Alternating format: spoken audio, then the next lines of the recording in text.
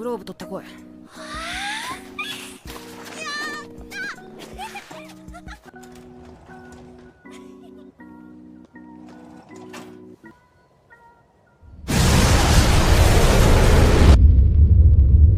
The Chainsaw Man anime adaptation was one that was anticipated by many. Hell, this is probably the most I've ever heard somebody talk about something without an anime adaptation. Even shows like Jujutsu Kaisen and Demon Slayer needed their adaptation before they really got kicked off. But Chainsaw Man was popular from the start, receiving an adaptation by none other than Studio Mappa themselves. While I do personally think that the adaptation was incredibly good, there were definitely things that held the anime adaptation back. Hopefully things we can see improved on in the future. Let's get into it. Let's talk about the adaptation of Chainsaw Man.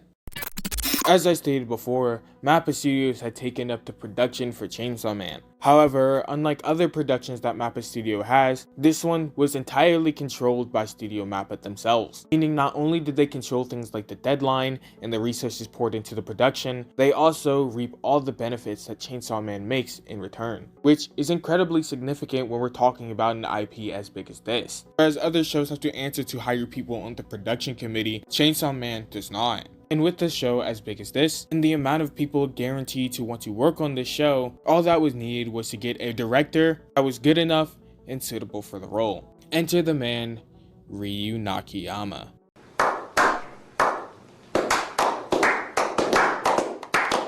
Ryu Nakayama steps his feet into the role of an anime director for the first time. With experience already episode directing like Jujutsu Kaisen episode 19 under his belt, he was charged with the task of giving a manga like Chainsaw Man, one of the biggest manga of modern day, a unique identity that would set itself apart from other anime. While looking at Tatsuki Fujimoto's original work, panelings, the references, the conclusion was all too clear. And just looking at everything that was shown into the opening, all the references, they all have one thing in common: absolute cinema. Having a vision like this is no small thing. For an anime to mimic film means a lot of things. There's many things that must be kept track of. Storyboards are complicated, they are intricate, and they are definitely demanding. Characters not only cannot go off model, meaning things like action lines, distortion, a lot of the goofiness that you would generally see in other anime are not present anymore, they also have to consistently move all the time. As if it was going to mimic live action, it would mimic the movements of people themselves, which means character acting must be present in every single scene. What adds to the complexity of Ryu Nakayama's vision is the heavily detailed designs that the character has. There may be absences in detail in the facial expressions of the characters. Think about the fabric, the monsters which are generally drawn in 2D. All these things compile onto the ridiculousness of this vision, and yet, when Chainsaw Man started airing, it actually worked. It's crazy wondering how a lot of this started working, because when you understand the level of animation this show required, it's essentially asking for multiple movies back to back, and yet the episodes came out looking damn near perfect, with a little bit of CGI issues here and there, with the action looking as good as it did, and the characters moving as much as they did. The show was putting out visuals at its start that barely any anime could keep up with. Even some of the problems that were present in other Mappa productions, like the compositing, was not an issue when this anime started airing. All this led to episode 8, directed by Shotaro Suzano, who is now the director of Jujutsu Kaisen, delivering an absolute spectacle of visuals, and honestly, his best work. With Gosu playing into everything he's good at, really good shot composition and storyboards, the really good fish eye effects, he was capable of creating yet another spectacle, even in comparison to what the series was doing already, which is honestly looked at by most people as the best episode of Chainsaw Man entirely, and to some, even the best episode of 2022. However, Chainsaw Man did get different after this episode dropped. Storyboards in the episode after, and even the final 2 episodes, weren't nearly as good as what the series had opened up with. The character acting wasn't as good. Chainsaw Man, which was used pretty sparingly at the start of the series, was now showing up more and more CGI. And the compositing and the amount of polish that the series had at the start wasn't exactly present after this episode. So what exactly happened? What was going on with Chainsaw Man? What happened with this sudden quality drop?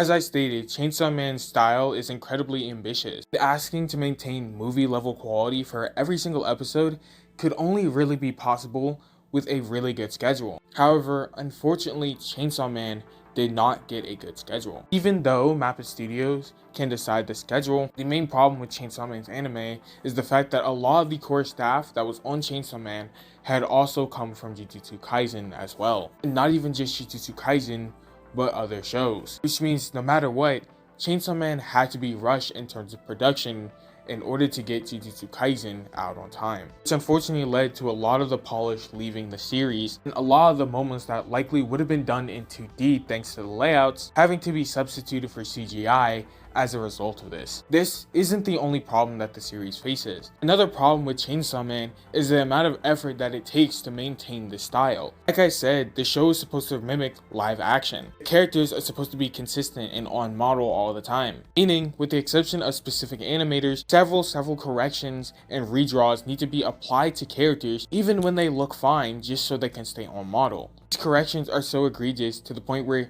you can't even recognize a lot of the animators outside of a specific few. And not only that, but when the schedule gets crunched up, it's really hard to apply all those corrections in time, or to even make sure they're all good enough, leading to inconsistencies being present in the final couple episodes. Unfortunately, not only is this style a significant hurdle to go through for the animators, but the style is something that some fans even had a problem with as well, and to a degree I understand. A lot of people did not like the grounded nature that Chainsaw Man had, and while I do appreciate what Ryu Nakayama did for the series, there were some scenes I was underwhelmed with due to the anime adaptation, like the Eternity Devil death and Denji losing his fight to Katana Man. The moments, due to the grounded nature, didn't really have that explosiveness that the series should have. Their deaths just kind of happened in the anime, but in comparison to the manga, it felt a little more impactful. And this is even more of a gut punch when you realize the anime was completely fine with stretching realism as long as it was satisfying. For example, Denji beating the Bat Devil was really cool as he jumps 50 feet in the air and cuts him into an exaggerated explosion of his own intestines coming to the screen. Or when Katana Man cuts Aki, his chest explodes like you'd expect it to.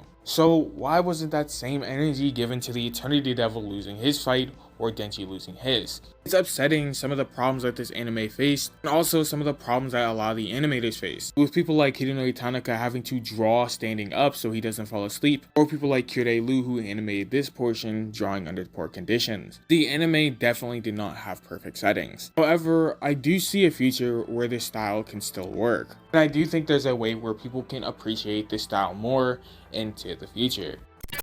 I do think Ryu Nakayama can improve on Chainsaw Man in the future. With better experience inside of the directing role, and even the Chainsaw Man CGI team getting better over their time on working on Chainsaw Man, I do think they can come back and hit harder the next time. Granted, they get a better schedule as well. That's not all. I don't think people would mind the grounded nature as much when we take into account the source material that they're going to be adapting in the next iterations. Whereas Denji and Katana Man was pretty grounded in their first fight, confined to one single place in one area to fight, we have some of the most chaotic things in Chainsaw Man's manga that they can definitely play around with. Things like the Typhoon Devil fight, or a lot of the stuff in the International Assassins arc, really go above and beyond, even more than they did in season 1. Couple this with the movie's cinematic vision, it could still boast animation and visuals that most anime can't replicate. I definitely see more ways that this anime can improve overall. And if the conditions are better and much stronger, I think Chainsaw Man's anime can come back looking better than ever before, bearing its fangs on all the new gens, showing that it's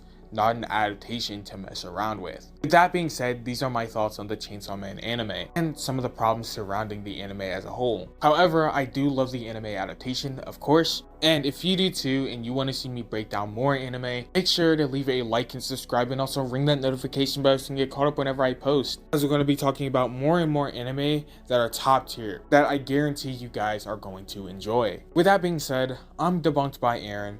You guys have a fantastic day, and I'm signing out.